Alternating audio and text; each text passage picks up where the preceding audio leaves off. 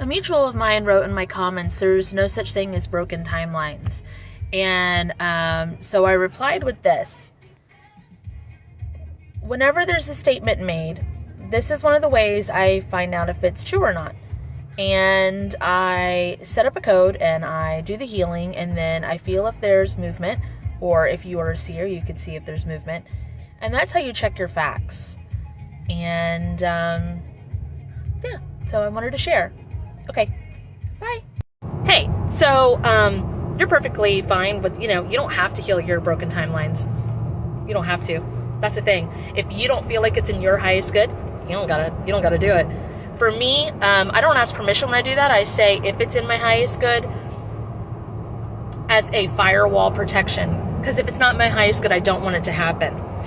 And there's only so many characters that I could write in the response to you. I actually made a video saying that one of my mutuals said that the timelines aren't broken. And I said, okay. And then I presented the phrase.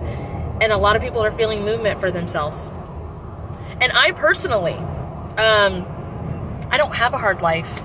I have had a hard life. But the reason that I present these healings and these phrases and these concepts and these ideas for empowerment is because so many people in our lifetime have told us it has to be difficult to be good. You have to work hard for it to be successful. And that's not true. And the reason I know it's not true is because I set healing phrases to a sentence, and it changes lives for myself and for others. And I don't know if you can get much more simple than that. And it's not difficult. And I don't have to do a big ritual. I don't have to stay in the muck in order to feel something. I can feel great. I can have an amazing life. And I can do it in my highest good, or I can do it without. There's no judgment. There's no rules. So, yeah. Again, do what you want. But don't put it on me. Okay. Bye. See, now this one's tricky.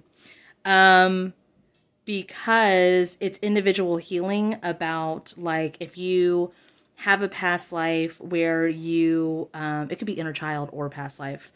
All time is now. It's just a way to conceptualize it. But if you have a life where you renounce wealth for, say, love, or for for town or for country or whatever, you lock in this weird soul contract and then you're on the timeline of that. There are some people that have too much abundance and are miserable, and they need to heal the things that they locked in for that. There are some people who, if you gave them a timeline of abundance, one, they didn't fucking ask for it, so they might get upset about that. And two, they might not want it. Because they might think like money brings them, is the root of all evil or whatever the fuck. It's such an individual basis. But I will say this. I do have, because I like to help people remember how to create their own codes and remember how to do their own healings for themselves. So in my viewing room tab, in my navigation link on my main page, I've got a video that has healing phrases and stuff in it for it's called Investing in Your Reality of Abundance. That's what the name of that video is. It's like a whole series. And then I also have a pre-recorded class that's like $22, and it's on abundance. And that's just like a click to purchase option as well. The viewing room one is free though. Yeah.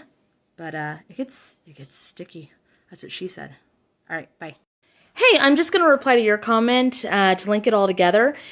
Basically, if you think of it like a fork in the road on your timelines, it's where your timelines fragment out and you have multiple choices you could make. Let's say, let's go simplistic instead of complicated, instead of like trauma things. When you're 8 years old, you have a bunch of different choices possibly. Learn how to ride a bike. Not learn how to ride a bike. Teach yourself how to ride a bike. Don't learn how to ride a bike. Mom teaches you how to ride a bike. Dad teaches you how to ride a bike. Neighborhood teaches you how to ride a bike. Well, you might be in a timeline where your dad was going to teach you how to ride a bike, but then something happens to your dad and he never does. He could pass away, or maybe you don't know him anymore, or anything of that nature. The neighbor that you were supposed to learn from could possibly not be in your life anymore either. You might end up in a timeline where you don't learn how to ride your bike. It will, no matter which way you go, it affects your now moment. That timeline is broken. It's broken. There was a fork in the road. There was an event that happened, and that timeline got shattered.